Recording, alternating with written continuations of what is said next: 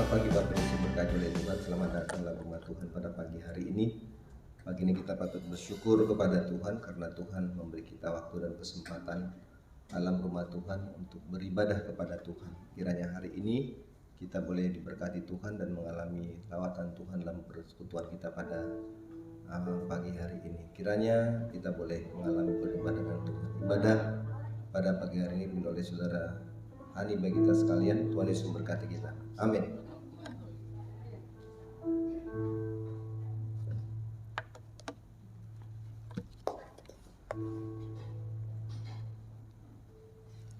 Haleluya, Shalom. Selamat pagi Bapak Ibu yang dikasihi oleh Tuhan. Mari kita siapkan hati kita akan masuk dalam ibadah kesucian pada pagi ini. Kita akan menyembah Allah kita yang kudus. Dia kudus dan menginginkan kita juga untuk dalam hidup dalam kekudusan. Kita akan nyanyikan pujian dari buku nyanyian Barak Selamatan nomor 7.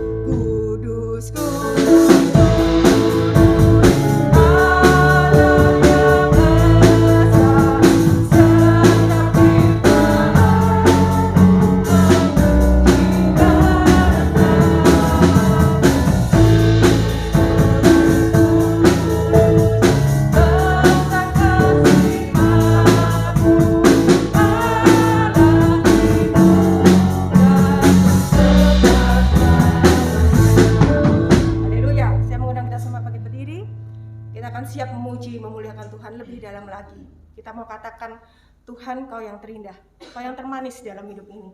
Biarlah kita membawa hati kita yang terbaik untuk memuji, memuliakan Dia pada pagi hari ini.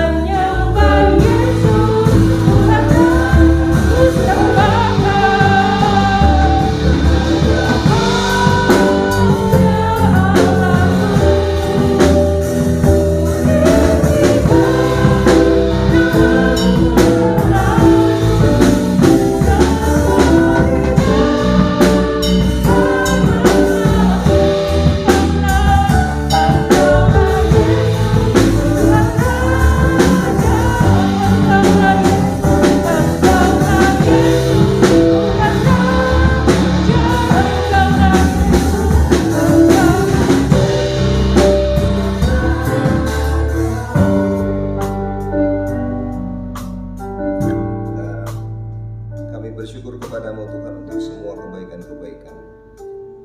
Dan saat ini Tuhan, kami menyerahkan ibadah ini ke dalam tangan Tuhan. Kiranya berkat-Mu atas ibadah ini memberkati semua kami Bapa yang melayani. Dan kiranya biarlah lawatan Tuhan melawat kami semuanya. Inilah doa kami Bapa, kami tabiskan dan kami kuduskan ibadah sucian pada pagi nama Allah Bapa, Anak dan Roh Kudus. Haleluya. Amin. Silakan duduk. Kita akan melanjutkan dengan menyanyikan pujian nomor 9 dari buku nyanyian Barak Keselamatan sebagai pernyataan kita tentang Allah Bapa kita yang sungguh luar biasa baik dalam kehidupan kita. Mari kita nyanyikan ayat pertama dan kedua.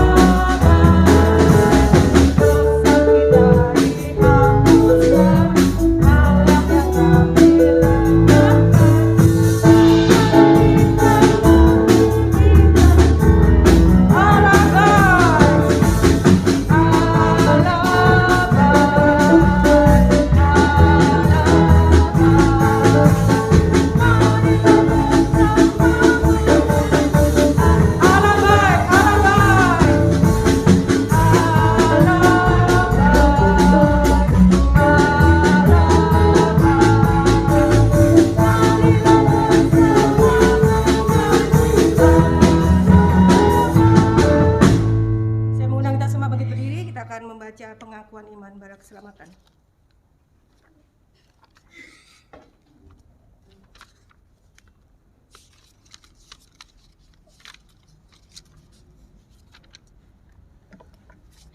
Kita akan membaca bersama-sama pengakuan iman bara keselamatan. 3, 2, 1. Kami percaya bahwa Alkitab yang terdiri dari perjanjian lama dan baru ditulis dengan ilham Allah, dan bahwa kedua-duanya itu sajalah merupakan peraturan ilahi mengenai iman dan praktek kehidupan Kristen. Kami percaya bahwa Allah itu esa dan maha sempurna, pencipta, pemelihara, dan pemerintah alam semesta, dan hanya kepada Dia sajalah patut manusia berbakti. Kami percaya bahwa ada 3 pribadi di dalam Allah, yakni Allah Bapa, Anak, dan Roh Kudus, yang tak terpisahkan dalam intinya, yang sama kuasa dan kemuliaannya. Kami percaya bahwa di dalam pribadi Yesus Kristus, sifat-sifat ilahi dan manusia dipersatukan, dengan demikian Ia sesungguhnya Allah dan juga sesungguhnya manusia adanya. Kami percaya bahwa nenek moyang kita yang pertama diciptakan Allah dalam keadaan yang tidak berdosa, tetapi karena melanggar perintah Allah, mereka kehilangan kesucian dan kebahagiaan mereka. Dan bahwa kejatuhan mereka menyebabkan semua manusia juga jadi berdosa, rusak sama sekali batinnya, dan oleh karena itu patut kena murka Allah. Kami percaya bahwa Tuhan Yesus Kristus oleh sengsara dan kematiannya sudah mengadakan pendamaian bagi segenap dunia, sehingga barang siapa yang mau dapat diselamatkan. Kami percaya bahwa penyesalan di hadapan Allah, kepercayaan kepada Tuhan kami Yesus Kristus, dan hal dilahirkan kembali oleh Roh Kudus adalah perlu guna memperoleh keselamatan. Kami percaya bahwa kami dibenarkan oleh kasih karunia Allah melalui iman kepada Tuhan kami Yesus Kristus, dan bahwa setiap orang yang percaya memiliki kesaksian tentang hal itu di dalam dirinya. Kami percaya bahwa keberlangsungan keadaan diselamatkan tergantung pada ketetaptaatan iman kepada Kristus. Kami percaya diberi hak istimewa untuk dikuduskan secara keseluruhan, dan bahwa segenap roh dan jiwa dan tubuh dapat terpelihara sempurna dengan tak bercacat pada kedatangan Yesus Kristus Tuhan kami. Kami percaya akan kekekalan jiwa manusia, kebangkitan tubuh, hari pengadilan pada akhir zaman, kebahagiaan kekal bagi orang saleh, dan hukuman kekal bagi orang durjana. Silakan duduk, kita akan lanjutkan dengan ayat ketiga dan keempat dari buku Nyanyian Bara Keselamatan nomor 9.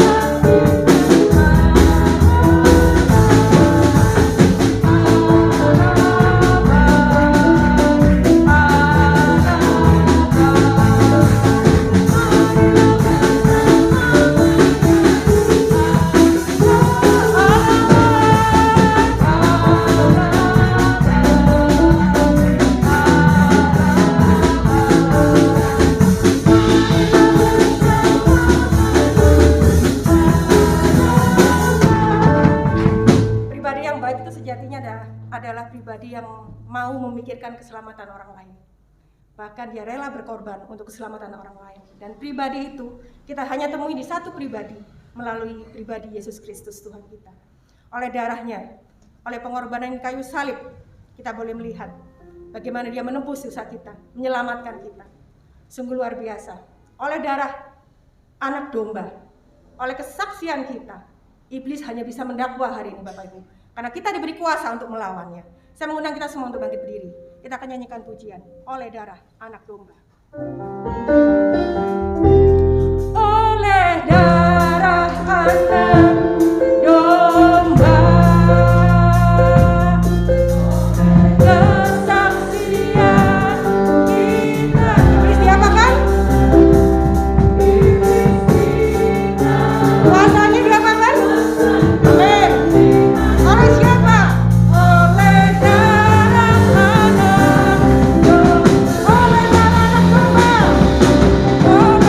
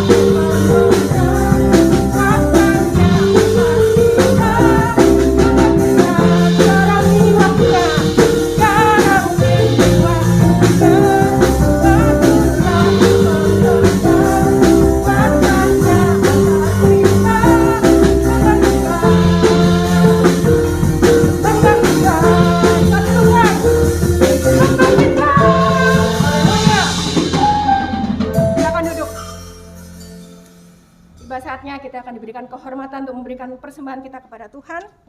Saat persembahan dijalankan, buku nyanyian nomor 262, kita akan nyanyikan bersama-sama, mengiringi persembahan kita kepada Tuhan.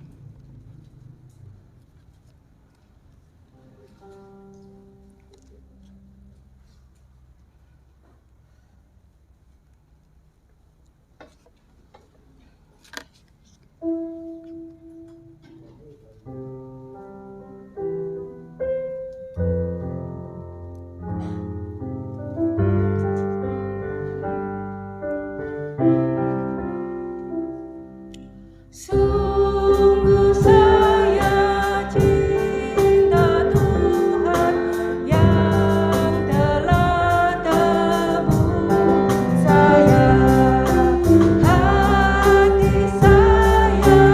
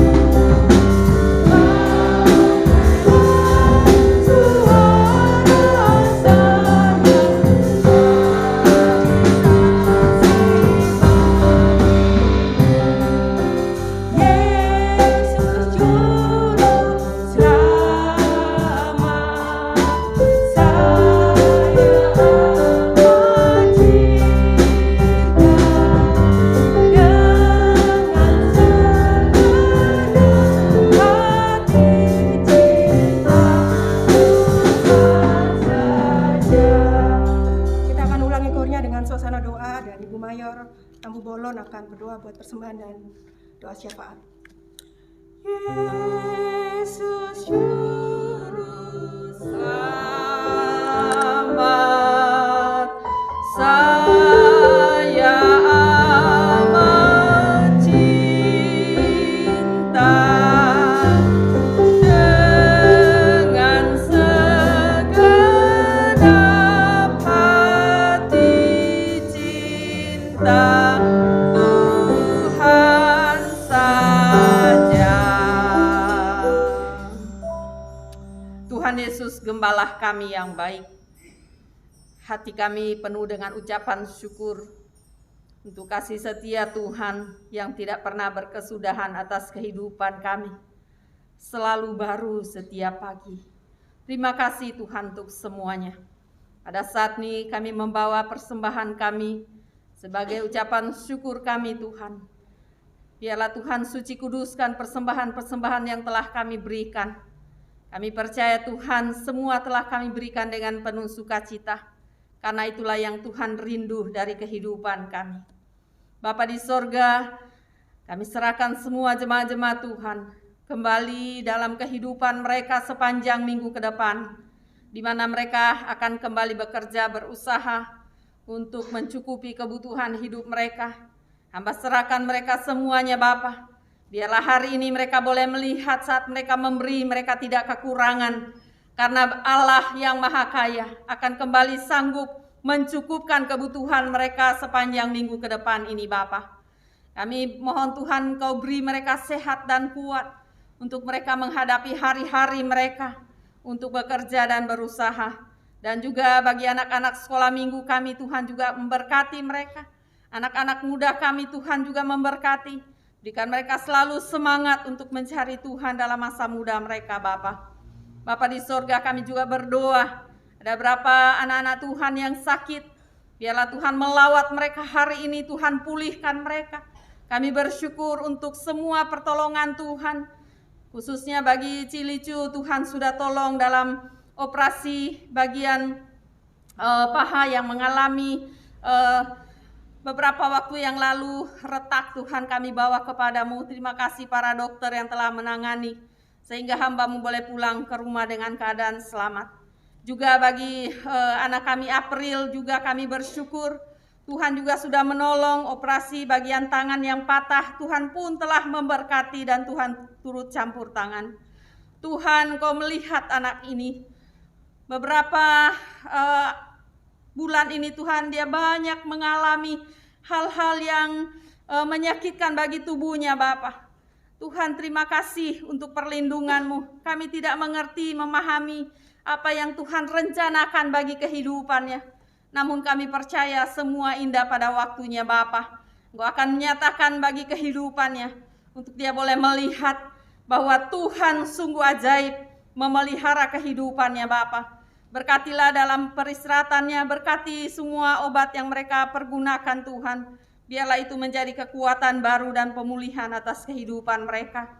Bapa di sorga kami juga berdoa untuk orang tua kami yang sudah lanjut usia. Ada mereka yang tidak dapat lagi datang beribadah karena keadaan mereka yang sakit. Tuhan kami bawa kepada Tuhan, Engkau berikanlah mereka damai sejahtera. Ada mereka karena kekuatan sudah lanjut usia juga terbatas. Tuhan juga memberikan mereka sukacita-Mu hari ini. Tuhan Yesus kami juga berdoa untuk jemaat-jemaat Tuhan yang ada di luar kota. Tuhan memberkati. Ada Dr. Elda di Labuan Bajo. Ada keluarga Tobias di Jakarta dan juga saudara Dana. Dan mungkin ada yang lain, mereka yang tidak kami mengetahui. Mereka juga pergi dalam pekerjaan-pekerjaan mereka di luar kota. Tuhan berkatilah mereka hari ini. Kami percaya Tuhan berkat-Mu pun tercurah atas hidup mereka. Berikan juga mereka sehat dan kuat. Kami bersyukur karena mereka telah melakukan semuanya untuk Tuhan dalam pelayanan ini Bapa. Kami hanya dapat berdoa, Allah sumber segala berkat, kembali memberkati kehidupan mereka.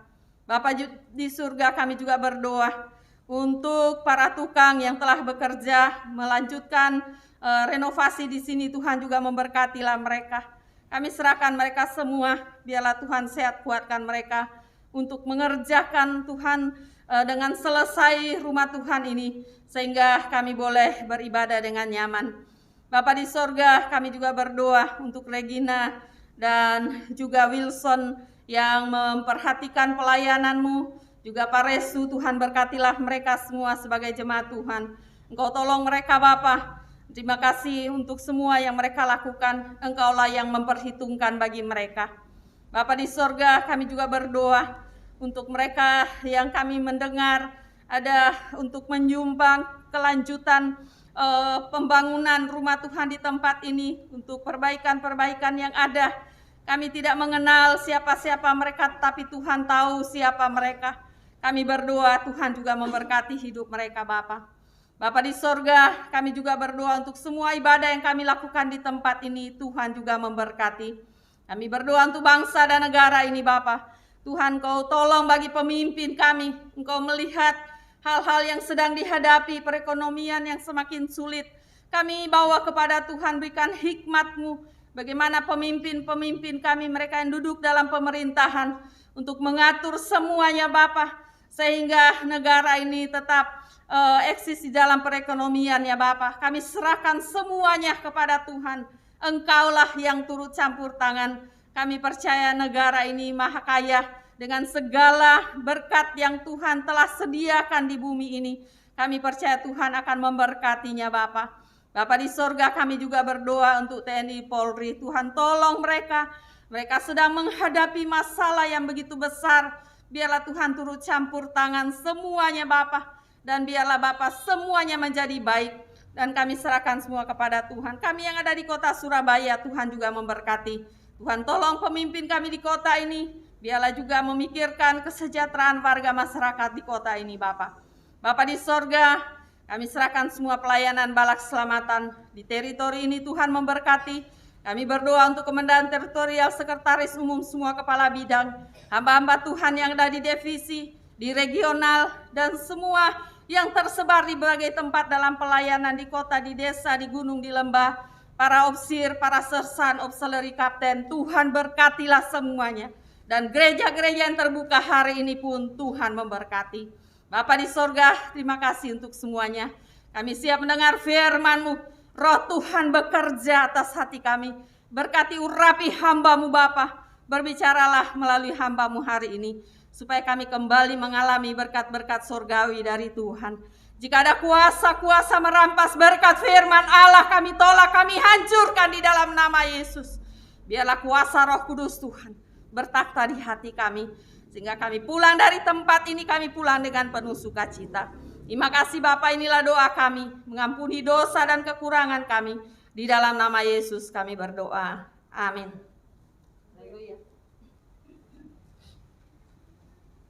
Kami kasih oleh Tuhan, kita akan mempersiapkan hati kita untuk menyambut firman-Nya. Namun sebelumnya, saya ingin membagikan pengalaman waktu saya di Jakarta itu. Saya tidak ada ibadah tebusan ya di Jakarta. Waktu dipimpin oleh seorang opsir tertentu itu tidak ada ibadah tebusan. Jadi saya beribadah di Gereja Kristen Indonesia kalau sore gitu ya. Mereka hanya buka ibadah kesucian. Luar biasanya waktu saya, karena saya cari gereja terdekat, waktu saya ibadah di Gereja Kristen Indonesia itu, saat khotbah pendetanya itu menceritakan pengalaman seorang hamba Tuhan yang sangat memberkati dirinya. Dan saya kaget waktu dia bilang hamba Tuhan ini adalah pendeta dari Gereja Bala Keselamatan. Dan dia menyampaikan kepada jemaatnya waktu itu, saya ada di tengah-tengah itu, kalau di Bala Keselamatan Bapak Ibu pendeta itu dipanggil opsir. Nah, gitu ya. Jadi dia terberkati dengan kesaksian temannya yang seorang opsir gitu. Opsir ini ditugaskan di pedalaman di Sulawesi Tengah gitu ya. Di hari itu katanya opsir ini tidak punya satu butir beras pun untuk dimasak. Opsir ini kemudian masuk dalam gerejanya, katanya begitu, dia mengatakan berlutut di altar Tuhan, berlutut di bangku anugerah, mungkin maksudnya itu ya. Lalu dia katakan, Tuhan, saya percaya Engkau tidak membunuh aku dengan persoalan ini, dengan kekurangan ini. Kau yang memelihara aku. Kami sudah tidak punya satu butir beras pun untuk dimasak. Kami serahkan hidup kami dalam pemeliharaan-Mu hari ini. Waktu beliau selesai berdoa, beranjak mau keluar korps gereja, angin ribut datang kencang. Semua pada porak-poranda di dalam gereja itu, di korps itu. Ada satu vas yang besar, yang di atas vas ada tanaman buatan, lalu di atas vas itu ada batu-batu kecil putih gitu ya. Itu pun terguling jatuh, besar dia vasnya. Dan luar biasanya waktu terguling jatuh, di dalam vas itu beras. Dia kaget. Dia menangis, dia berlutut. Dan dia bilang, terima kasih Tuhan. Tuhan memelihara saya hari ini. Saya tidak mengalaminya, tapi saya cukup terharu. Cukup menyentuh saya hari itu, sore itu. Saya percaya Bapak. Waktu kita datang ke altarnya, mencari hadiratnya, yang kita andalkan cuma dia. Percaya, apapun masalah Bapak Ibu hari ini, masalah itu tidak akan membunuh kita. Kita punya Tuhan yang luar biasa. Dan hari ini saat kita boleh mengandalkan Tuhan, berarti kita mau melakukan yang Dia mau. Tahu apa yang Dia mau? Firman-Nya. Persiapkan hati kita. Ini adalah kesempatan yang terbaik buat kita tahu maksud Tuhan. Dan kita mau mengandalkan Dia, berarti kita mau melakukan yang Tuhan sampaikan. Hambanya telah dipersiapkan secara khusus untuk menyampaikan firman-Nya pada pagi ini. Maka kita harus responi dengan sungguh hati. Percayalah, pergumulan kita hari ini ada hal biasa yang mampu Dia selesaikan dengan mudah. Tapi Dia hanya mau kita taat, kita melakukan dengan sungguh. Apa yang dialami oleh opsir ini bukanlah cerita sulap. Itulah cara Tuhan. Ragam caranya luar biasa. Gak bisa terselami dengan pikiran kita. Kita akan siapkan hati kita.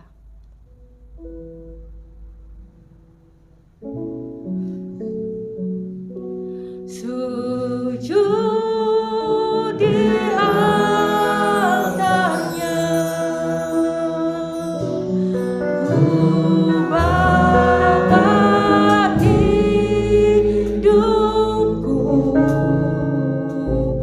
ku terima anugerahnya, Dia ampuniku dan bebaskanku. Dia ubah hidupku, barui hatiku, sesuatu terjadi saat datang di hadapannya.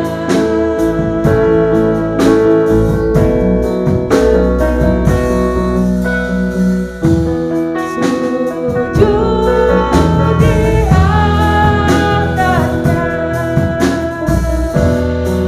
ku bawa hidupku, ku terima anugerahnya, Dia ampuniku dan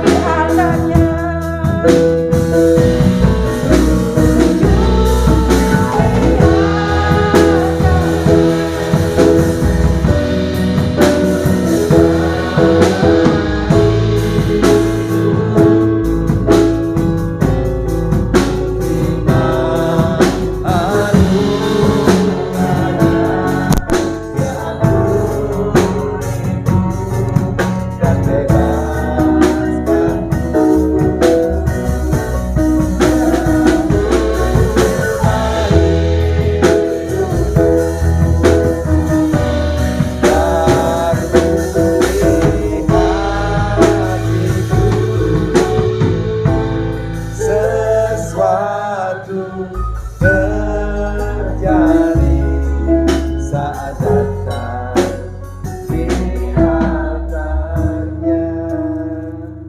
Mari siapkan hatimu kepada Tuhan dengan lembut, dengan suara yang lebih keras. Saudara, saya mau datang tunduk di hadapan Tuhan. Saya mau dengar suara jemaat-jemaat nyanyikan lagu ini lebih lembut. Katakan sama-sama, sujud di altarnya. Dari tadi saya nggak dengar suara-suara sekalian. Saya lebih dengar suara musik, tapi saya nggak dengar suara sekalian. Katakan sama-sama, sujud. Come on. Kasih kuat suara-suara sekalian.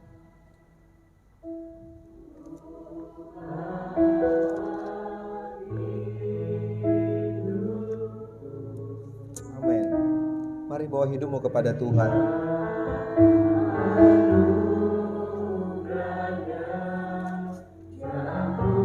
Amin.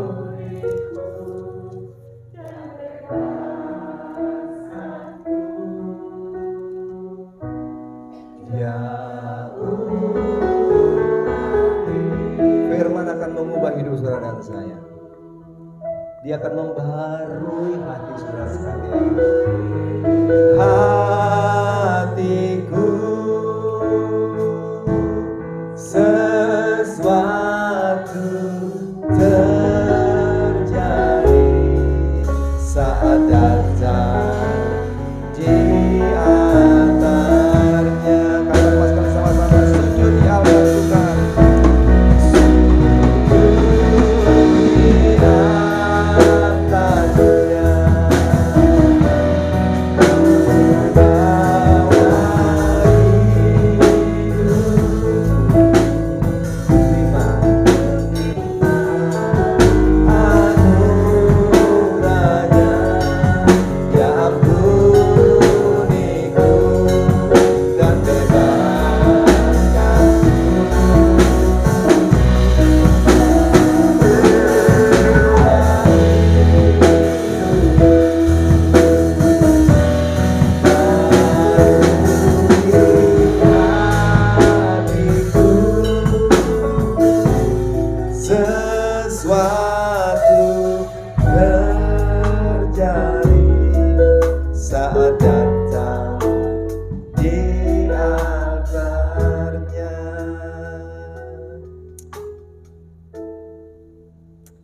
Tuhan akan berbicara lagi. Terima kasih Tuhan, terima kasih. Amin, amin. Baik Bapak Ibu berkati oleh Tuhan, mari kita lihat satu bagian firman Tuhan yang pagi hari ini akan membawa kita untuk menjadi orang-orang yang lebih kuat menghadapi hidup ini, saudara-saudara sekalian. Seperti yang disampaikan oleh pemimpin ibadah tadi, bagaimana saudara dan saya tetap selalu ada dalam namanya sebuah persoalan, sebuah masalah. Siapapun kita, kalau kita sudah mendengar kesaksian itu dari seorang hamba Tuhan, maka offsite pun punya masalah, saudara-saudara, punya persoalan-persoalan. Bagaimana dalam kehidupan ini, maka tidak pernah terlepas dari sebuah persoalan. Tetapi kita percaya bahwa bagaimana Tuhan punya cara yang banyak untuk bisa menolong kita, saudara-saudaraku. Tuhan punya banyak cara jalan untuk bisa memberkati saudara dan saya. Ini menjadi penting gitu loh. Nah ini harus kita tanamkan dalam diri kita, bahwa memang kondisi-kondisi yang kita hadapi saat-saat ini, saudara-saudaraku, memang kondisi yang tidak mudah gitu. Kita tahu ada 2 jemaat kita ya, Cilicu kemarin dioperasi karena ada tulang yang retak di kakinya, saudara-saudaraku. Kita bawa ke rumah sakit sekitar jam 10:30, jam 10 setengah 11 malam. Saya bawa ke William Booth, urus dana, lalu pas kami di Malang 2 hari kemudian, April, saudara-saudara sekalian, tangannya patah gitu. Hal yang sederhana sekali dengan naik car gitu ya, Gojek car gitu, lalu tangannya gitu, tiba-tiba tangannya patah gitu, dan dioperasi di William Booth juga. Dan inilah hidup saudara-saudara sekalian, kita nggak pernah tahu. Dan ini penting, maka itu saya selalu katakan, mari kita coba datang kepada Tuhan, mendekat kepada Tuhan, beribadah kepada Tuhan. Nah ini yang penting dalam diri kita sekarang gitu. Karena dunia di mana kita ada ini dunia nggak gampang. Ya kan, saudara mau tahu, saya nggak tahu nih gimana bensin mau naik, harga telur ayam sudah melonjak, dan ini kan kondisi-kondisi nggak mudah kita hadapi gitu loh. Lalu kemana kita mau perginya gitu loh? Dengan kekuatan kita nggak bisa, dengan kemampuan kita nggak bisa. Sujud di altar Tuhan, itu pujian tadi ya. Sujud di altar Tuhan, dan ini yang harus kita lakukan saat-saat ini, saudara-saudara. Kondisi nggak akan mudah, hari-hari ke depan nggak akan menjadi mudah bagi kita. Tetapi hari kita mau belajar tentang bagaimana saudara dan saya bisa terlepas dari sebuah belenggu persoalan. Ini mau kita pelajari pada hari ini. Mari kita lihat bacaan firman Tuhan yang sudah sering kita baca dan kita sudah tahu ceritanya tentang kepala penjara Filipi dalam Kisah Rasul 16. Kisah Rasul 16 ayat 19 sampai 26. Dibilang gini dalam firman Tuhan. Kisah Rasul 16 ayat 19 sampai 26. Dibilang demikian. Ketika tuan-tuan perempuan itu melihat bahwa harapan mereka akan mendapat penghasilan lenyap, mereka menangkap Paulus dan Silas, lalu menyeret mereka ke pasar untuk menghadap penguasa. Setelah mereka membawa keduanya menghadap pembesar kota itu, berkatalah mereka katanya, orang-orang ini mengacau kota kita ini karena mereka orang Yahudi. Dan mereka mengajarkan adat istiadat yang kita sebagai orang-orang Rom tidak boleh menerimanya atau menurutinya. Juga orang banyak bangkit menentang mereka. Lalu pembesar-pembesar kota itu menjuru mengoyakkan pakaian dari tubuh mereka dan mendera mereka. Setelah mereka berkali-kali didera, mereka dilemparkan ke dalam penjara. Kepala penjara diperintahkan untuk menjaga mereka dengan sungguh-sungguh. Sesuai dengan perintah itu, kepala penjara memasukkan mereka ke ruang penjara yang paling tengah dan memeluk kaki mereka dalam pasungan yang kuat.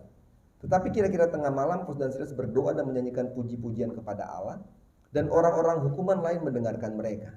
Akan tetapi terjadilah gempa bumi yang hebat sehingga sendi-sendi penjara itu goyang, dan seketika itu juga terbukalah semua pintu dan terlepaslah belenggu mereka semuanya. Nah, Bapak Ibu Saudara diberkati oleh Tuhan, Filipi, daerah Filipi adalah suatu kota yang terletak di sebuah tempat yang bernama daerah Makedonia. Merupakan salah satu tujuan dari Rasul Paulus dan rekannya Silas dalam pelayanan misi mereka. Jadi kita belajar bagian ini saudara-saudara sekalian. Nah, seperti biasanya, seperti tempat-tempat lainnya saudara-saudaraku, maka kita tahu dan kita membaca bagian-bagian tadi, maka juga Paulus dikatakan mendapat tantangan. Tantangan dari orang-orang yang tidak suka akan pemberitaan Injil gitu ya. Mereka mendapat tantangan dari orang-orang yang tidak suka memberitakan Injil dengan membuat sebuah fitnah-fitnahan saudara-saudara sekalian, sehingga apa yang terjadi, Alkitab bilang bahwa mereka kemudian ditangkap dan mereka didera. Dan lebih mengerikan lagi saudara-saudara, kalau saudara bisa membaca bagian itu, bagaimana saudara-saudara sekalian waktu mereka ditangkap itu saudara-saudaraku, maka Alkitab bilang bahwa Paulus dan Silas ini diseret oleh orang banyak. Saya nggak tahu, saudara bisa bayangkan ya gimana ngerinya Paulus dan Silas ya. Lalu diseret saudara-saudara sekalian, ya, diseret lalu dibawa itu menghadap pembesar kota gitu ya. Jadi saya nggak tahu tuh, jadi ditarik lalu dibawa, digeret gini, lalu dibawa pembesar kota. Ini kan sesuatu yang sangat mengerikan sekali, saudara-saudara sekalian. Tidak itu saja, tapi Alkitab bilang bahwa terjadi bahwa keadaan mereka begitu menyakitkan, bahwa mereka pakaian mereka dikoyak, dan kata Alkitab bilang bahwa tubuh mereka didera gitu. Didera itu kan dicambuk ya. Didera itu dicambuk, dipukul dengan satu benda, saudara-saudaraku. Saya nggak tahu cambukannya pakai apa, tapi kalau saya belajar dari kisah Kristus, saudara-saudara sekalian, pada waktu dia harus didera, maka itu seperti ada paku-paku yang tajam lalu dicambuk ke tubuh mereka, di tubuh Yesus pada waktu itu, dan itu menjadi kulit dagingnya terangkat. Mungkin juga saudara-saudara ini kebiasaan terjadi bahwa didera itu mungkin juga bisa seperti itu, mungkin cambukan-cambukan yang keras yang itu bisa melukakan tubuh mereka. Karena apa, saudara-saudara sekalian? Karena mereka tidak memiliki pakaian lagi gitu. Dan setelah itu, saudara-saudaraku, dikatakan mereka dilemparkan ke dalam penjara, saudara-saudara sekalian. Dan penjara itu, saudara-saudaraku, bukan penjara sembarangan, tapi dikatakan mereka dimasukkan ke ruang penjara yang paling tengah gitu loh. Yang paling tengah gitu. Jadi artinya, saudara-saudara sekalian, gambarannya adalah bahwa mereka akan melihat bahwa Paulus dan Silas ini tidak akan bisa lolos gitu loh, karena mereka dibelenggu di tengah ya, di bagian tengah. Saya matikan saja. Di bagian tengah, saudara-saudara sekalian. Jadi gambaran mereka adalah bahwa waktu dia ada di bagian tengah, maka dia nggak akan bisa lepas, nggak bisa lolos, saudara-saudara sekalian, karena dia di bagian tengah, kanan kiri muka belakang pasti orang melihatnya, dan dia di tengah-tengah penjara. Dan ini sangat mengerikan, saudara-saudara sekalian, dan tidak mudah bagi mereka begitu. Gak akan mudah bagi mereka untuk bisa keluar dari masalah-masalah itu, saudara-saudara sekalian. Nah, tapi kita lihat, saudara-saudara sekalian, apakah keadaan-keadaan itu, saudara-saudara sekalian, mempengaruhi semangat Paulus gitu. Kalau saudara baca bagian itu, apakah keadaan itu membuat Paulus menjadi depresi? Apakah keadaan itu membuat Paulus menjadi orang yang nggak mau memberitakan Injil lagi, saudara-saudara sekalian? Kita belajar di bagian itu. Kita melihat bahwa belenggu penjara pun tidak bisa membungkam Paulus gitu loh.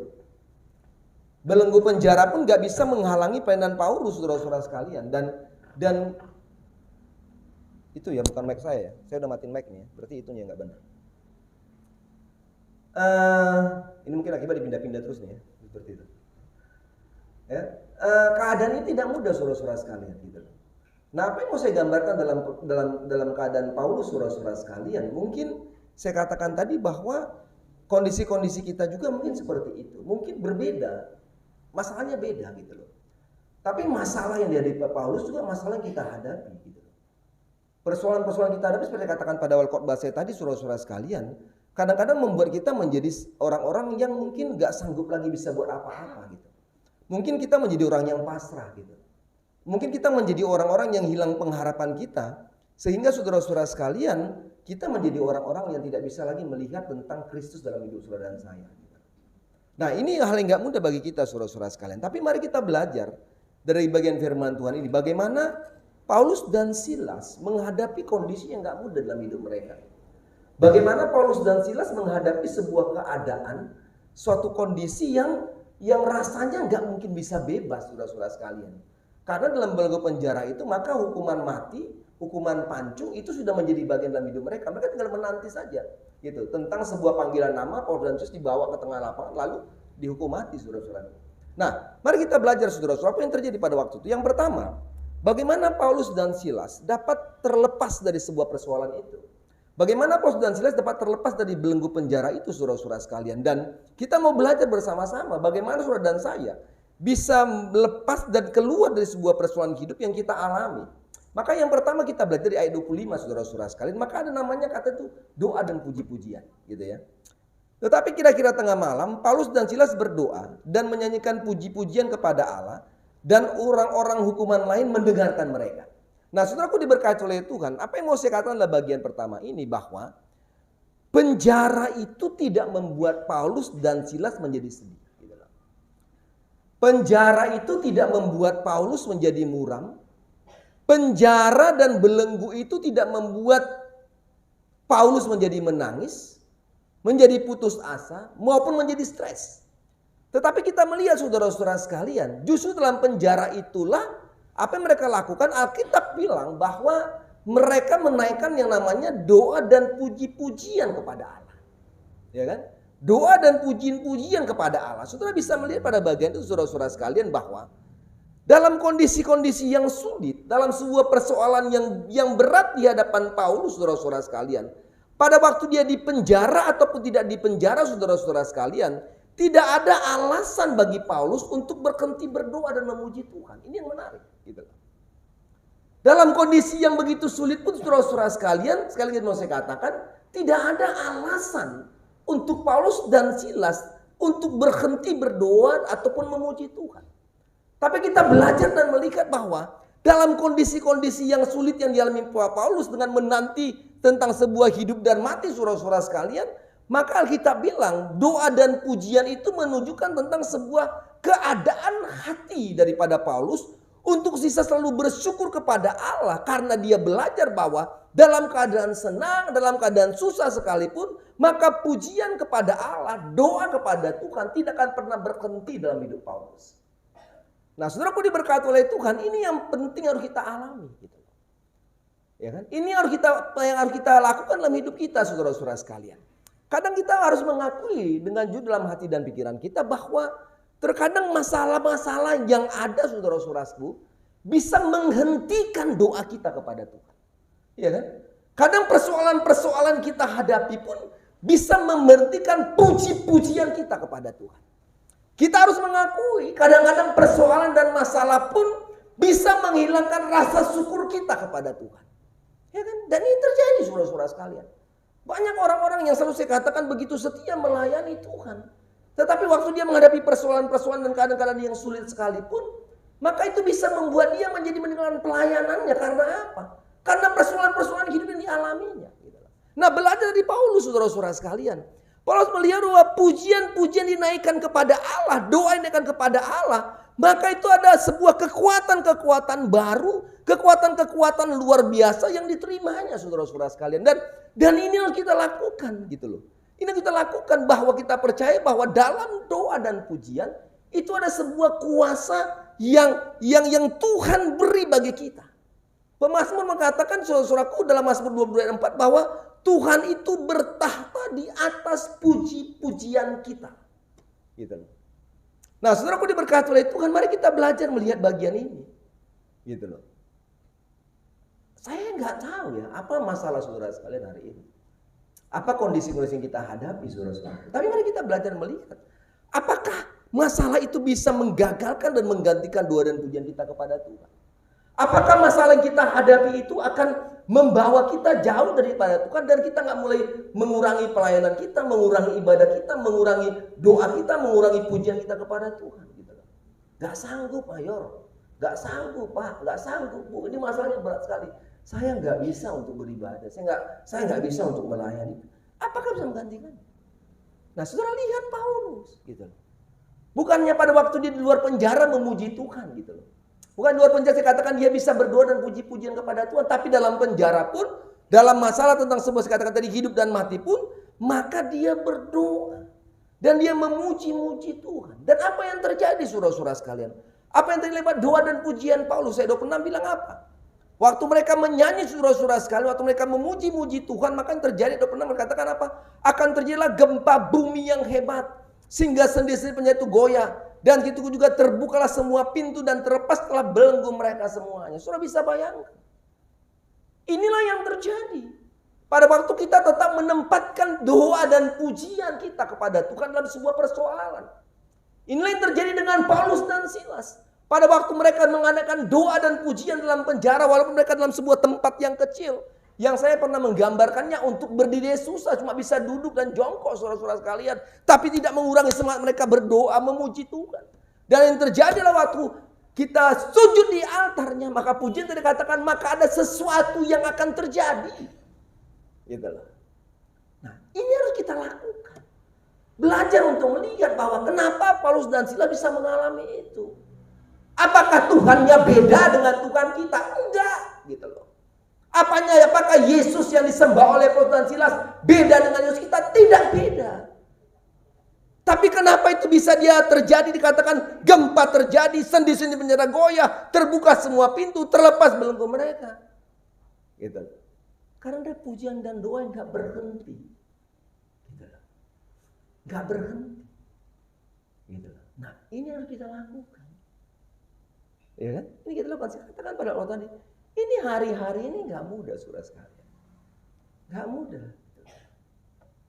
Ini kan menghadapi kadang-kadang yang sulit. Gitu. Ekonomi kan menjadi sulit. Tapi apakah kendala kondisi sulit itu akan membuat pujian kita kepada Tuhan menjadi berhenti? Apakah pujian dan doa kita menjadi berhenti? Ya gak bisa. Ini saya katakan. Kalau doa dan ibadahnya Senin Kemis, aduh ya susah. Saudara gak bisa mengalami puasa seperti Paulus dan Silas. Gak bisa. Saya mau bilang gak bisa. Kalau doamu atau ibadahmu hanya datang pada waktu engkau lagi senang datang, lagi susah baru datang, tapi kau nggak kontinu dan setia untuk berdoa dan beribadah kepada Tuhan, nggak bisa. Engkau nggak bisa bilang, Tuhan jadikan saya mengalami seperti Paulus dan Silas. Tuhan bilang, nanti dulu. Kamu beda dengan Paulus dan Silas. Paulus dan Silas tiap hari berdoa dan puji-puji Tuhan kepada saya. Tiap hari dia akan pujian pada saya, dia berdoa. Dalam situasi senang tidak, terus saya akan pujiannya kepada saya. Dan Tuhan bilang terjadi sesuatu. Iya kan? Nah ini harus kita pelajari. Kadang-kadang kita ibadah hari Minggu aja gereja nggak penuh gitu. Saya selalu bilang, gimana saudara mau bangun gereja besar? Nonsen itu, omong kosong itu. Ngapain kita bangun gereja besar misalnya? Kalau Tuhan dipermalukan gereja yang besar, sementara yang gini nggak bisa penuh misalnya seperti itu. Tuhan bilang nggak? Saudara ingat bangun menara itu? Untuk apa? Untuk kemuliaan manusia. Tuhan bilang hancurkan. Bubar nggak jadi. Jadi belajar untuk melihat. Gitu. Belajar untuk melihat bahwa masalah itu gak pernah berhenti. Tapi jangan pernah berhenti juga menaikkan doa dan pujian kepada Tuhan. Ini yang pertama saudara sekalian. Nah yang kedua, mari kita lihat Filipi pasal yang ketiga. Filipi pasal yang ketiga saudara-saudara sekalian, ayatnya yang ke-10 dan 11. Bisa lihat di situ? Filipi pasal yang ketiga, bisa ya. Yang ku kehendaki ialah mengenal Dia dan kuasa kebangkitannya dan persekutuan dalam penderitaannya, di mana aku menjadi serupa dengan Dia dalam kematiannya. Ayat 11. Supaya aku akhirnya beroleh kebangkitan dari antara orang mati. Nah yang kedua saudara-saudaraku diberkati oleh Tuhan, apa yang kita lakukan? Bagaimana kita bisa lepas dari sebuah persoalan, keluar dari sebuah masalah saudara-saudaraku dalam belenggu yang mengikat kita.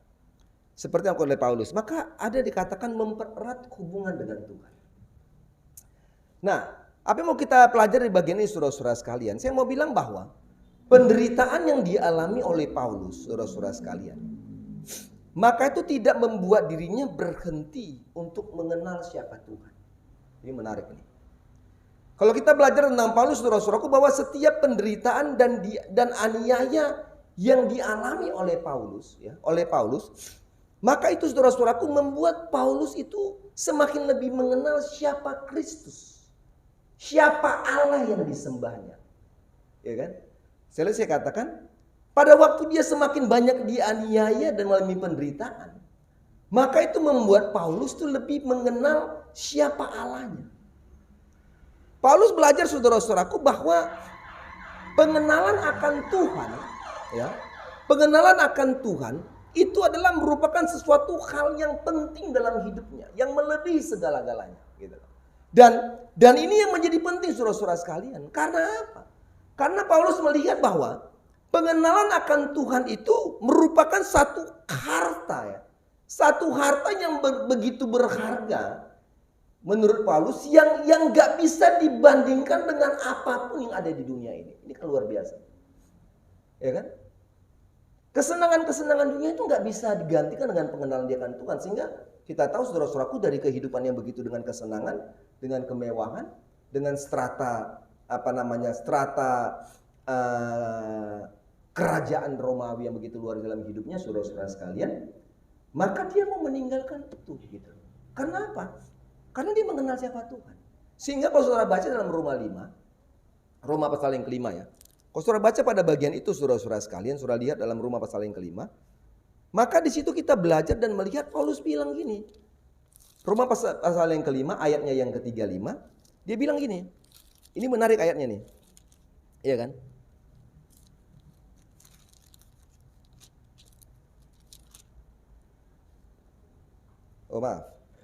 Roma pasalnya yang ke-5 ayatnya yang pertama ya. Sebab itu kita yang berkan karena iman, kita hidup dalam damai sejahtera dengan Allah dan oleh karena Tuhan kita Yesus Kristus. Ya. Jadi saudara-saudaraku diberkati oleh Tuhan, kalau saudara membaca bagian ini, maka kita belajar dan melihat bagaimana Paulus melihat bahwa bahwa pengenalan akan Tuhan, pengenalan akan Kristus itu menjadi yang terutama. Sebab itu dikatakan kita yang berkan oleh iman, maka kita harus hidup dalam bersama dengan Allah karena Tuhan kita Yesus Kristus. Nah, saudara bisa belajar bagian ini, saudara-saudaraku. Ini merupakan sebuah pernyataan bagaimana Paulus itu mengenal siapa Tuhan. Dia kenal siapa Tuhan lebih dari apapun juga. Dan saya mau katakan, kegagalan kita menjadi orang percaya kepada Tuhan adalah bahwa kegagalan kita orang percaya kepada Tuhan adalah bahwa banyak kita menjadi orang-orang yang tidak memiliki pengenalan akan Tuhan dan tidak memiliki hubungan yang erat dengan Tuhan. Ya ibadah kita sekedar aja gitu loh. Ibadah kita datang ya karena sebuah pelayanan. Kita datang ibadah karena sebuah kewajiban. Kita datang ibadah ya karena kita punya tugas. Nah, dan ini harus dihilangkan gitu loh. Gak bisa, ini harus dihilangkan. Kenapa saudara-saudara sekalian? Karena kalau hanya sekedar kita datang karena bagian-bagian ini, maka saya mau katakan kitalah orang-orang yang mau saya katakan tidak pernah mengenal Tuhan dengan benar dan tidak memiliki hubungan yang erat dengan Tuhan. Gitu loh. Gimana kita mau bisa memiliki hubungan erat dengan Tuhan? Bagaimana kita bisa mengenal Tuhan dengan benar kalau ibadah kita saja malas misalnya seperti itu. Melayani Tuhan saya kita mulai banyak ngeluh dan banyak protes. Gimana kita mau bisa mengenal Tuhan dengan benar? Kalau doa dan PD-nya aja, bertuhan doanya malas, baca firman-nya malas, gak bisa. Orang yang mengenal Tuhan dengan benar, saya mau katakan orang yang mengenal Tuhan dengan benar, maka dia memiliki hubungan keeratan dengan Tuhan. Orang yang mengenal Tuhan dengan benar, saudara-saudara sekalian, itu tidak terlihat dari berapa lama saudara menjadi orang Kristen, gak terlihat. Orang yang memiliki pengenalan Tuhan dengan benar dan memiliki hubungan erat dengan Tuhan dengan benar, itu nggak terlihat dari berapa usia lama menjadi Kristen. Yang saya pernah katakan mau 30 tahun, 40 tahun orang Kristen pun jangan bangga dulu. Iya kan? Orang bangga itu, oh saya ini jadi prajurit udah puluhan tahun, oh nanti dulu. Oh saya udah Kristen puluhan tahun, nanti dulu. Pertanyaannya, puluhan tahun menjadi orang Kristen, puluhan tahun menjadi seorang prajurit, pengikut Tuhan, sudahkah mengenal Tuhan dengan benar dan memiliki hubungan yang erat dengan Tuhan? Enggak. Jadi orang-orang yang bilang bertahun-tahun orang percaya kepada Tuhan, maka ada sebuah pembentukan, bentuk sebuah kesetiaan kepada Tuhan. Bentuk sebuah kenal kepada Tuhan, bagaimana caranya? Ya ibadahnya harus taat. Iya kan? Doanya harus taat. Kan gitu. Kalau doanya ibadahnya mulai malam-malam nggak bisa. Nah ini kita belajar saudara-saudara sekalian. Saya mau bilang bahwa masalah maupun coba diizinkan Tuhan bagi hidup kita saudara-saudaraku terjadi kenapa? Supaya kita lebih mengenal dan lebih dekat kepada Tuhan. Jadi belajar untuk melihat hal ini. Coba lihat apa yang Ayub katakan saudara-saudaraku dalam Ayub 3:42 ya. Ayat yang kelima. Coba lihat situ. Ayub 42 ayat kelima saudara-saudara sekalian.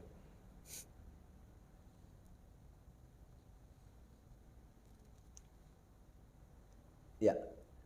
Hanya dari kata orang saja aku mendengar tentang engkau. Nah kita belajar dari pertama. Kalau Ayub pasal yang pertama dia diberkati orang saya dan sebagainya. Maka dia bilang ini. Dulunya aku hanya dengar kata orang tentang engkau Tuhan. Tetapi waktu dia sudah menghadapi masalah persoalan-persoalan yang begitu berat. Yang saya katakan kemarin ya kalau nggak salah ya. Dalam doanya. Hartanya habis, anaknya mati. Istrinya menghujat Tuhan. Ya kan? Maka dia katakan apa? Tetapi sekarang mataku sendiri memandang engkau. Saya mau bilang gini. Ayub bilang gini. Dulu aku tahu itu. Dengar Tuhan. Oh iya engkau Tuhan, engkau Tuhan. Hanya dengar saja. Tetapi pada waktu sudah menghadapi persoalan, menghadapi tantangan dan pergumulan, maka dia bilang apa? Sekarang, setelah persoalan, ujian masalah aku hadapi, maka sekarang mataku sendiri memandang engkau. Nah, ini kan menjadi menarik. Menariknya apa? Ayub melihat bahwa waktu dia menghadapi cobaan yang diberikan oleh Tuhan terjadi, maka sebenarnya Tuhan ingin membawa dia untuk lebih mengenal, untuk lebih mendekat kepada Tuhan, untuk lebih memahami siapa Tuhan yang dia sembah. Nah, ini yang harus kita pelajari. Gitu loh. Jadi masalah itu bukan membuat kita jauh dari Tuhan. Persoalan-persoalan kita hadapi bukan membuat ibadah kita menjadi jauh daripada Tuhan, ya nggak bisa. Kita harus belajar seperti Ayub. Waktu aku menghadapi ujian-ujian Tuhan, masalah yang aku hadapi, maka sekarang mataku sendiri memandang dan melihat siapa Engkau. Jadi belajar untuk melihat bahwa tantangan persoalan itu, saudara-saudara sekalian, yang kita hadapi, sakit penyakit, kebangkrutan, kegagalan, pergumulan bertahun-tahun dalam hidup kita, ingat dan belajar bahwa hal itu adalah mengajar kita untuk mempererat hubungan kita dengan Tuhan. Gitu. Kan ini menjadi menarik sebenarnya. Ya kan? Nah, ini harus kita lakukan, saudara-saudara sekalian. Kenapa? Karena semakin intim kita dengan Tuhan, maka saya katakan kita tidak akan bisa menghadapi persoalan yang berat membuat kita jauh daripada Tuhan. Nah, Asaf bilangnya dalam pujiannya, saudara-saudara sekalian. Dalam Mazmur 73 ya, 25 dan 26 itu Asaf bilang dalam pujiannya. Siapa gerangan ada padaku di sorga selain Engkau? Selain Engkau tidak ada yang kuingini di bumi. Sekalipun dagingku dan hatiku habis lenyap, gunung batuku dan bagianku tetaplah Allah selama-lamanya. Ini Asaf bilang. Ya kan, Mazmur Asaf. Asaf menghadapi persoalan. Kalau salah bahasa Mazmur 73 ini sudah kayak 25 dan 26 ini. Saudara lihat. Ya kan? Dia bilang sekalipun dagingku 26. Sekalipun dagingku dan hatiku habis lenyap. Saya nggak tahu gambarkan itu. Kalau saudara membaca itu, saudara-saudaraku, saya bisa bilang bahwa Asaf ini punya kondisi yang begitu sulit gitu. Dia punya masalah yang begitu berat. Ya kan? Sehingga dia katakan sekalipun dagingku dan hatiku habis lenyap. Wah, ini kayak apa nih? Ya kan? Kayak apa nih kalau daging dan hatinya habis lenyap? Ini masalahnya berat kali dari Asaf. Sampai dia gambarkan masalah itu dikatakan daging hatiku habis lenyap. Ya kan? Gunung batuku dan bagianku tetaplah Allah selama-lamanya. Ya kan? Ini kan menarik. Gambaran ini Asaf bilang masalahku boleh besar, persoalanku boleh berat, kondisiku mungkin apapun bisa terjadi. Tapi dia mau katakan bahwa gunung batuku dan bagianku tetaplah Allah selama-lamanya. Nah, ini kan menjadi menarik. Kenapa disuruhkan itu? Karena Asaf ini, dia mengenal Tuhan dengan benar. Dia memiliki hubungan yang erat dengan Tuhan. Jadi saya mau katakan, bukan berarti waktu kita sudah setia dengan Tuhan, kita punya namanya kekebalan. Enggak. Ya kan? Kalau saudara bicara kayak diplomat kan dia punya kekebalan hukum, saudara-saudara sekalian. Ya kan? Jadi walaupun kita saudara Kristen yang begitu setia, bukan kita kebal dengan masalah, enggak.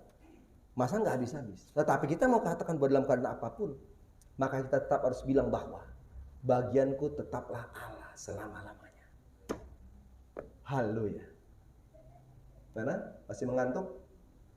Kalau saya udah khotbah begini saudara masih ngantuk lagi, saya nggak tahu saudara nggak bisa mengalami terlepas dari penjara belenggu dan sebagainya. Yang ketiga ya, yang terakhir ya, Filipi 4 ayat 8. Dibilang gini. Jadi akhirnya saudara-saudara, Filipi 4 ayat 8. Semua yang benar, semua yang mulia, semua yang adil, semua yang suci, semua yang manis, semua yang sedap didengar, semua yang disebut kebajikan dan patut dipuji, pikirkanlah semuanya itu. Ya kan? Filipi 4:8. Paulus bilang, semua yang benar, semua yang mulia, semua yang adil, semua yang suci, semua yang manis, semua yang sedap dengar, yang semua disebut kebajikan dan patut dipuji, pikirkanlah semuanya itu. Yang ketiga kita pelajari. Bagaimana kita bisa lepas dan keluar dari semua masalah yang kita hadapi? Maka kita dikatakan harus punya namanya pola pikir positif. Berpikir positif saudara-saudara sekalian. Ini yang Paulus bilang dalam Filipi 4:8. Jadi kalau kita belajar saudara-saudaraku bahwa aniaya dan penjara, saya katakan bisa saja membuat Paulus merasa putus asa. Bisa. Ya kan? Bisa. Dia bisa saja kecewa. Dia bisa ya protes Tuhan. Kenapa Tuhan seperti ini? Akan melayani, memberitakan Injil. Kenapa seperti ini? Bisa saja. Kalau Paulus bilang seperti itu saudara-saudaraku. Sebagai manusia, dia juga bisa mengeluh kepada Tuhan. Sebagai manusia, dia bisa juga bersungut-sungut kepada Tuhan. Tetapi kita belajar saudara-saudaraku, kita lihat. Justru yang keluar adalah segala sesuatu yang positif. Yang positif yang keluar dari mulut daripada Paulus saudara-saudara sekalian. Kenapa? Karena dia tahu bahwa pikiran-pikiran yang positif itu akan membawa dia kepada yang namanya sebuah kemenangan dan sebuah kelepasan. Maka itulah saya katakan bahwa orang-orang yang memiliki pola pikir positif, maka dia memiliki yang namanya integritas dan konsistensi di dalam kehidupannya saudara-saudara sekalian. Artinya adalah apa? Artinya orang-orang yang berpikir positif yang memiliki integritas itu saudara-saudara sekalian, artinya adalah bahwa penderitaan atau masalah yang dihadapinya itu tidak akan membuat dia berubah daripada sebuah kesetiaan dan kepercayaan kepada Tuhan. Dan itulah yang dilakukan oleh Paulus. Gitu. Dia berpikir positif dengan sebuah integritas dan juga konsistensi yang luar biasa saudara-saudara sekalian. Nah, kalau kita belajar bangsa Israel saudara-saudara sekalian, kalau saudara belajar bangsa itu, maka bangsa Israel adalah contoh dari cara berpikir positif yang tidak berintegritas. Artinya apa? Artinya adalah saat mereka dalam kondisi-kondisi baik, maka mereka bisa berpikir positif tentang Allah. Oh, Allah itu baik. Oh, Allah itu luar biasa. Oh, Allah itu hebat. Oh, Allah itu Jehovah Jireh. Oh, Allah itu begini. Hal positif saudara-saudara sekalian. Tapi ketika bangsa itu berada di padang gurun dengan segala tantangan menuju sebuah tanah perjanjian, maka yang terjadi apa? Mereka bersungut-sungut atas apa mereka alami, ya kan? Bahkan Alkitab bilang saudara-saudaraku, bahkan sebagian dari bangsa yang bersungut-sungut itu pun tidak bisa dalam tanah perjanjian. Jadi tidak ada namanya integritas itu. Oh, waktu senang, oh Allah baik. Waktu senang Allah luar biasa. Gitu. Tapi waktu sudah punya masalah, yang terjadi seperti itu. Nah, mari kita belajar saudara-saudaraku. Ketika kita berpikiran negatif, ketika kita mulai menggerutu, ketika kita mulai ngomel, ketika kita mulai mengeluh dalam masalah yang kita hadapi, bahwa saya katakan saudara-saudara sekalian, maka saya mau bilang bahwa kita sedang melepaskan berkat yang sebenarnya menjadi bagian kita. Iya kan? Kita melepaskan berkat. Jadi sebenarnya pertolongan Tuhan itu siapa yang lepaskan? Bukan Tuhan lepaskan. Kita yang lepaskan pertolongan Tuhan. Kenapa? Karena kita banyak ngomel, banyak ngeluh. Tuhan mau kasih pertolongan, kita ngeluh terus. Lepas berkat pertolongan itu. Oleh sebab itu saudara-saudaraku, mengakhiri khotbah ini mau bilang demikian. Mari kita belajar senantiasa berpikir positif. Dalam keadaan seburuk apapun yang kita alami, saya mau katakan, pada waktu kita belajar pada posisi pola pikir positif saudara-saudara sekalian, maka saya mau katakan, apapun tantangan yang membelenggu hidup kita, maka kita akan melangkah maju, meraih kemenangan demi kemenangan dalam sebuah masalah. Ya nggak bim salah bim ya. Tapi ada sebuah persoalan kita alami saudara-saudara sekalian. Saya mau bawa kita kepada pembacaan pertama tadi ya. Kisah Rasul 16 tadi. Saudara pernah berpikir, coba kita membalikkan ini saudara-saudara sekalian. Coba kita membalikkan jika saat itu Paulus dan Silas mulai marah kepada Tuhan. Coba kita mulai membalikkan. Jika pada saat itu Paulus dan Silas mulai berprasangka buruk, berpikir negatif tentang Yesus yang mereka layani. Saya mau bilang, Paulus dan Silas tidak akan bisa keluar dari masalah itu. Belenggu penjara tidak akan lepas. Tidak akan runtuh. Tidak akan terbuka pintu-pintu penjara. Kalau mereka berpikir yang katanya berpikir negatif. Tapi pola pikir positif itu saudara-saudara sekalian. Dalam Kisah 16 ayat 25. Ini pola pikir positif. Positifnya apa? Dalam persoalan masalah, mereka menyanyi, mereka menyembah Tuhan, mereka memuji-muji Tuhan. Dan saudara lihat, waktu orang berpikir positif saudara-saudara sekalian, maka apa yang terjadi? Ayat pernah bilang apa? Ayat 26 bilang apa? Maka dikatakan, di situ tadi saya bacakan, terbuka dan terlepas. Ya kan? Terbuka dan terlepas. Inilah orang yang berpikir positif menghadapi persoalan. Paulus lakukan itu ayat 25 itu. Sehingga waktu berpikir positif, maka Alkitab bilang terbuka. Waktu saudara menghadapi persoalan dengan berpikir positif, maka saya katakan terbuka jalan keluar. Terlepas dari sebuah persoalan. Dia ikut-ikutin aja. Pas. Kaget saya. Ya kan? Terlepas.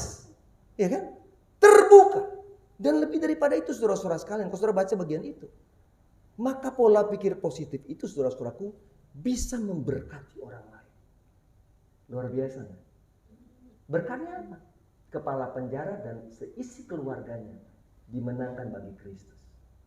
Jadi saya mau katakan, miliki pola pikir positif dalam menghadapi persoalan. Tidak hanya engkau dimenangkan, tapi engkau bisa memberkati orang lain yang sedang menghadapi persoalan. Waktu itu lepas kepada dia memberi, aduh gimana? Ambillah pedangmu, tusuklah, bunuhlah saya. Bos bilang no. Ayo pergi ke rumahmu, undang rumahmu, makan dan sebagainya. Tidak hanya kepala penjara, istri, anak-anaknya dimenangkan bagi Tuhan. Jadi orang yang berpikir positif dalam menghadapi persoalan, maka saya mau katakan, engkau diberikan kemenangan. Engkau juga bisa memberkati orang lain menghadapi persoalan. Iya kan? Dan inilah kita lakukan dalam hidup kita sebelum percaya kepada Tuhan. Saya mau bilang hari ini apa masalah saudara dan saya? Engkau harus lepas. Engkau harus bisa mengalami apa yang dialami oleh Paulus dan Silas. Pujian dan doa, mengenal Tuhan, dan berhubungan dengan Tuhan dengan baik. Berpikir positif. Maka engkau akan mengalami yang namanya kemenangan. Ada sebuah pujian mengatakan kemenangan terjadi di sini. Saya akan pujian ini saudara-saudara sekalian. Dan saya memberikan kesempatan sejenak kepada kita untuk berdoa pada hari ini. Apa yang sedang saudara doakan hari ini, saudara sedang umuli hari ini. Saya mau bilang berdoa kepada Tuhan. Waktu kita semakin panjang. Semakin panjang dan semakin panjang. Tapi saya mau bilang kau gak perlu lihat sudah jam berapa. Tapi yang perlu kau lihat adalah Tuhan untuk memandang dia dengan benar. Dia akan pujian ini saudara-saudara sekalian. Hari ini saya mau bilang kepada saudara-saudaraku, kalau saudara mau berdoa kepada Tuhan hari ini, apakah di tempat ini, di bangku anugerah, tempat saudara-saudara sekalian, lakukanlah itu kepada Tuhan. Ini harus kita lakukan di korok ini saudara-saudara sekalian. Karena kesetiaan kita beribadah, saya lihat masih begitu kurang. Dan saya mau hari ini Tuhan buat sesuatu atas hidup saudara-saudara sekalian. Apa karena masalah-masalah membuat kita untung daripada Tuhan? Saya gak pernah tahu itu. Tapi mau saya katakan hari ini alami kuasa mujizat seperti dialami oleh Paulus dan Silas. Bagaimana caranya? Doa dan puji Tuhan. Bahkan kau mengalami itu. Dengan pujian ini, lakukan itu. Kalau kau ingin berdoa ada bangku anugerah, lakukan itu. Padamu lakukan itu. Apapun masalahmu hari ini, bawalah kepada Tuhan. Ku menyembah dalam kudus hadirat-Mu Tuhan.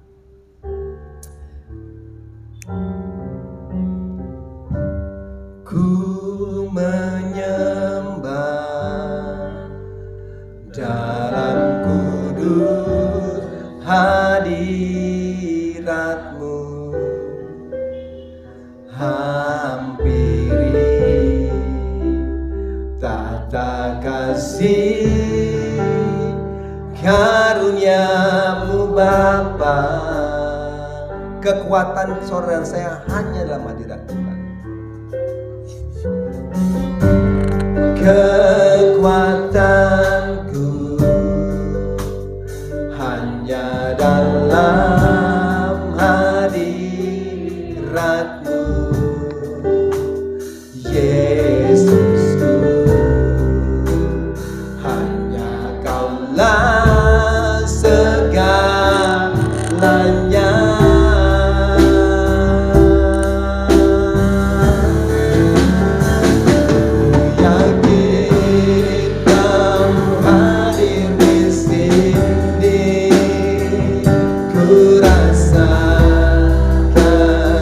Saya tak terbatas.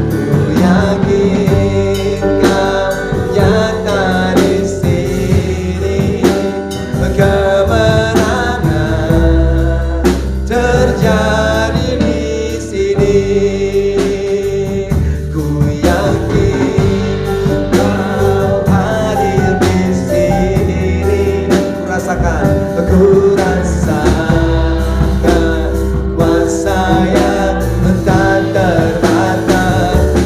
Bagi Kau nyata di sini, kemenangan terjadi di sini. Ada berdoa saudara-saudara, kita sedang berdoa saudara-saudara sekalian. Mungkin kita yang lain mau berdoa kepada Tuhan, jangan keraskan hatimu, gak usah malu. Paulus dan Silas gak malu, dia nyanyi dalam penjara saudara sekalian. Orang-orang gak tahu siapa itu, dia nyanyi aja. Dia berdoa saja, dia nyanyi kuat-kuat saudara-saudara sekalian. Karena dia tahu dia sedang menyembah kepada Allah, dia gak peduli orang lain. Tapi dia tahu saya doa, saya nyanyi. Saya tahu bahwa Tuhan akan memberikan saya jalan dan kemenangan. Mari saudara-saudara sekalian, arahkan hatimu kepada Tuhan. Kita ulangi pujiannya sekali lagi. Kalau saudara melangkah ke depan membawa masa mudamu, membawa persoalanmu, pendidikanmu, dan apapun yang kau sedang hadapi hari ini. Mari saudara-saudara sekalian, katakan, ku menyembah Tuhan dalam kudus hadirat. Ku menyembah dalam kudus hadirat-Mu. Hampiri tata kasih karunia-Mu Bapa.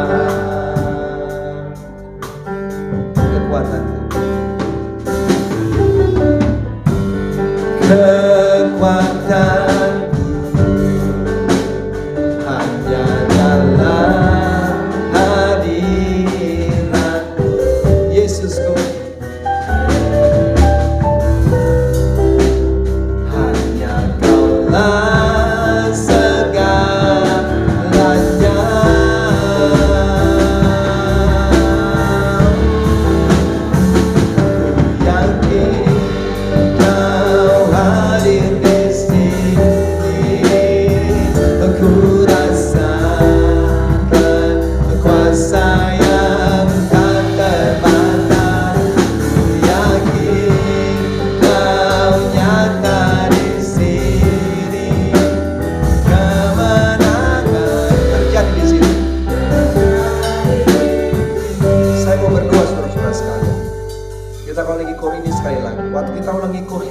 Kalau saudara ingin berdiri tempat duduk melakukan itu, ingin maju ke depan untuk berdoa, lakukan itu. Saudara harus datang kepada Tuhan, berdoa kepada Tuhan hari ini. Kita akan ulangi pujiannya sekali lagi saudara-saudara sekalian. Kalau saudara mau datang ke bangku anugerah, lakukan itu hari ini. Bahwa Tuhan ingin membuat mukjizat. Kalau saudara ingin berdiri, lakukan itu hari ini. Dan hari ini saudara akan mengalami mukjizat daripada Tuhan. Ku yakin Tuhan bahwa Kau hadir di sini. Ku yakin Tuhan bahwa hari ini kemenangan terjadi atas hidupku. Pusatkan hati. Tuhan mau kau seperti Paulus dan Silas, nyanyi, puji Tuhan, doa kepada Tuhan dengan konsentrasi penuh kepadanya. Maka kau akan melihat bahwa terjadi yang namanya mukjizat. Gak bisa main-main itu bertemu dengan Tuhan. Kau harus lakukan itu hari ini. Tanyakan goalnya sekali lagi. Kalau saudara mau datang ke bangku anugerah, saudara ingin beri tempat duduk, lakukan itu hari ini. Kau akan mengalami yang namanya mukjizat. Haleluya. Tuhan ada di sini. Tuhan ada di tempat ini. Ku yakin Tuhan. Ku yakin Kau hadir di sini. Ku rasakan Tuhan. Amin. Kan kuasa yang tak terbatas. Nyata di sini, kemenangan terjadi di sini. Yakin, amin. Engkau hadir di sini, amin. Ku rasakan kuasa yang tak terbatas.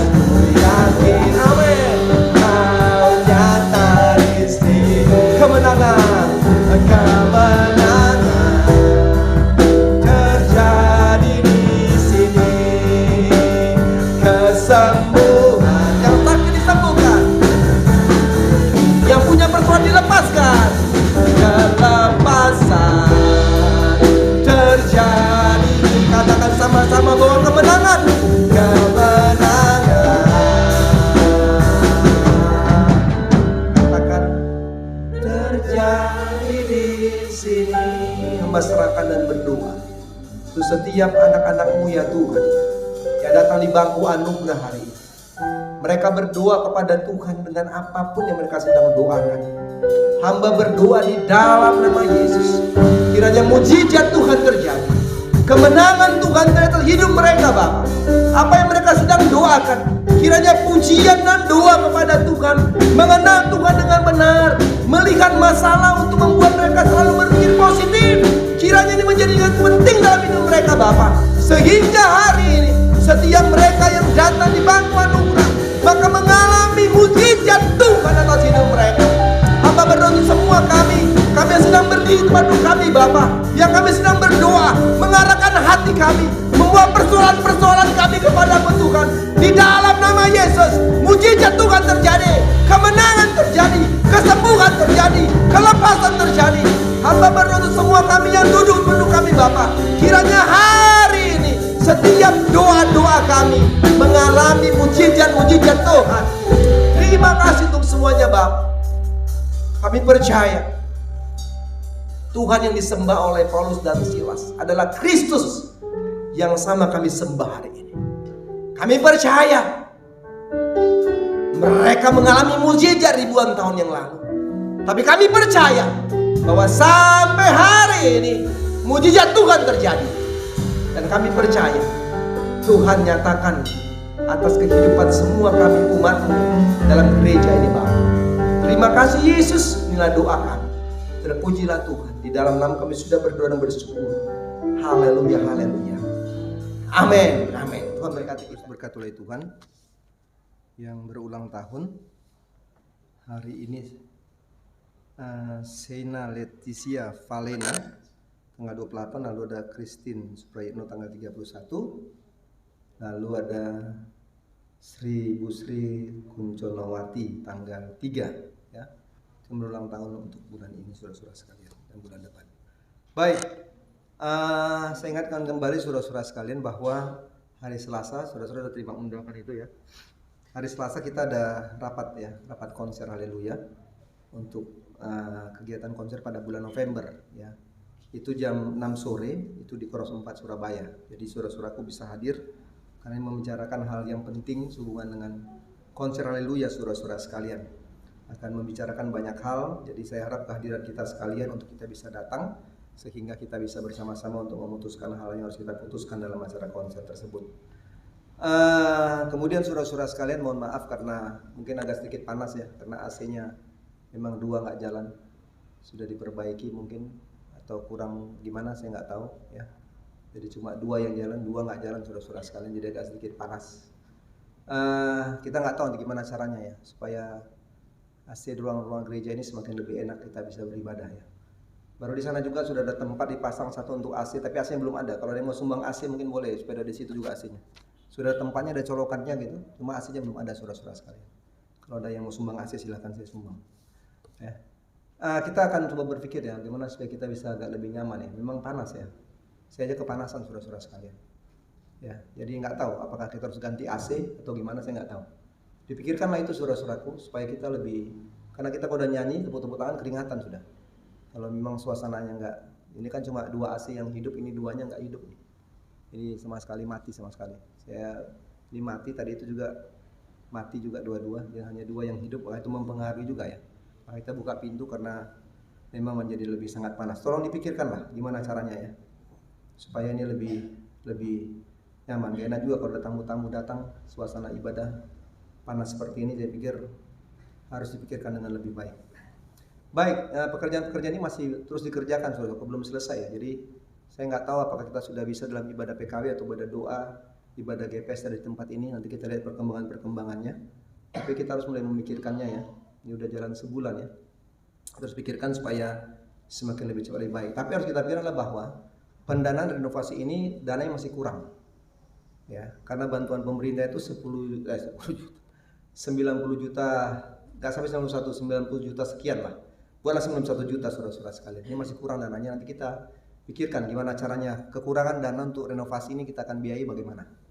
Ya, saya sampaikan saya di tempat ini kita mulai berpikir untuk itu saudara-saudara sekalian. Mau kumpul uang, mau pakai dana mana terserah. Ya, tapi saya mau bilang kalau kita memakai dana gereja, maka saya akan harus membuat laporan ke KPD. Ya, akan mulai diulang lagi, semua dimasukin, karena kalau memakai dana gereja maka kita harus membuat proposal. Itu aturannya, proposal renovasi proses pembangunan itu akan mengulang dari nol lagi gitu loh. Maka kita akan dapat teguran karena tidak melaporkan kenapa sudah harus dibangun gitu, diperbaikin gitu. Terus saya bilang, karena kan dananya kan dana sumbangan, ya nggak apa-apa, kalau sumbangan silakan saja.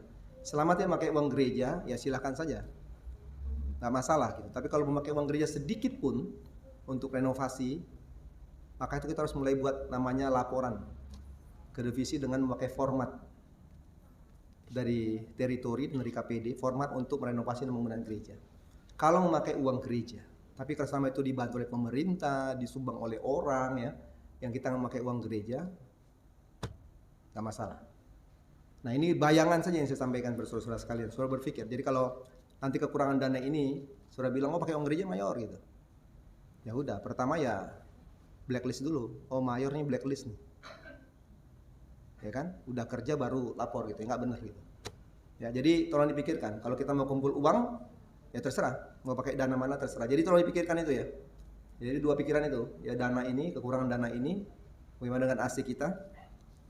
Ya, supaya kita bisa lebih nyaman ya, lebih nyaman, lebih enak kita untuk bisa beribadah di tempat ini. Terima kasih untuk saudara-saudara yang sudah peduli, yang membantu. Tadi Pak Yupi itu sudah sampaikan untuk semua yang kita mau lakukan, saudara-saudaraku. Terima kasih untuk mereka yang peduli. Nanti Pak Yupito ya bertanggung jawab untuk hal itu ya. Semua yang disampaikan tadi itu baik itu di atas dan sebagainya, kita percaya pada Pak Yupito yang bertanggung jawab untuk menjalankan semua tindak lanjut ya. Tindak lanjutnya gitu ya, tindak lanjut untuk bagian sana, bukan yang sini. Itu nanti granit sama itu-itunya semua itu dari disampaikan tadi itu. Nanti Pak Yupito akan buat step-stepnya ya, bagaimana kita menjalankan itu. Tapi kita harus pikirkanlah bahwa kalau minggu depan ini sudah selesai, maka kita harus membayar kekurangan daripada dana pemerintah yang sudah kita terima. Dan juga membuat laporan pertanggungjawaban ke pemerintah, saudara-saudaraku. Nah ini akhir dari semuanya di sini nih. Kalau itu diperiksa, ternyata terjadi pelanggaran, ya siap-siaplah Mayor Tambo Bolon menghadapi persidangan. Mungkin seperti itu. Baik saudara-saudara sekalian, kita terus berdoa ya untuk semua rencana-rencana kita, semangat terus untuk boleh beribadah dan melayani Tuhan. Mari kita berdiri saudara-saudara sekalian. Kita mau berdoa mengakhiri ibadah ini. Bapa di surga, terima kasih untuk semuanya. Kami bersyukur kepadamu karena kami sudah boleh beribadah kepada Tuhan. Terima kasih untuk semua yang sudah melayani, baik Hani yang sudah memimpin ibadah ini, diberkati oleh Tuhan. Diberkati kehidupannya, diberkati orang tua Pak Karno, saudara-saudara diberkati semua oleh Tuhan. Semua kami sudah melayani dengan singers, para pemain musik, mengatur sound system, mengatur ibadah online, mengoperasikan LCD, tim kolektan, diberkati semua oleh Tuhan. Kiranya biarlah kami terus boleh melayani Tuhan dengan sungguh, dan semua jemaat-jemaatmu pun diberkati oleh Tuhan. Semua ibadah kami Tuhan, baik sekolah minggu bertebusan, kami mohon Tuhan memberkati. Sehingga teruslah jemaat-jemaat punya kerinduan hati untuk beribadah kepada Tuhan. Inilah doa kami Bapak, terpujilah Tuhan. Terima kasih untuk semuanya. Dan kami juga ingat dan berdoa untuk mereka yang berulang tahun sepanjang minggu ini. Tuhan juga memberkati mereka Bapak. Kami juga ingat dari anak Ibu Sri yang mengalami kecelakaan Tuhan. Kami berdoa Tuhan juga sehatkan dan pulihkan. Kami nggak tahu kondisinya, tapi kami percaya Tuhan Engkau akan tolong Bapak. Sehingga dalam apa yang sedang dihadapi dengan sakit penyakit, dengan kecelakaan yang terjadi ini Bapak, kami percaya Tuhan memberikan pemulihan. Kami percaya Tuhan menyembuhkan. Bagi Ibu Sri, Tuhan juga memberkati sebagai orang tua. Kami tahu dia tidak ada hari ini mendampingi anaknya. Kami berdoa kuatkan dia. Dan kami tahu Tuhan bahwa imannya kepada Tuhan akan memberlakukan juga kesembuhan bagi anaknya yang mengalami kecelakaan. Makasih untuk semuanya Tuhan, kami percaya Engkau berkati kami sepanjang minggu ini. Terpujilah Tuhan, inilah doa kami Bapa. Dalam kami sudah berucap supaya di surga, dan terimalah berkat Tuhan. Tuhan memberkati engkau dan melindungi engkau. Tuhan engkau dengan wajahnya dan memberikan engkau kasih karunia. Tuhan wajahnya kepadamu dan memberikan engkau damai sejahtera. Mulai saat ini sampai selama-lamanya. Haleluya, haleluya. Amin.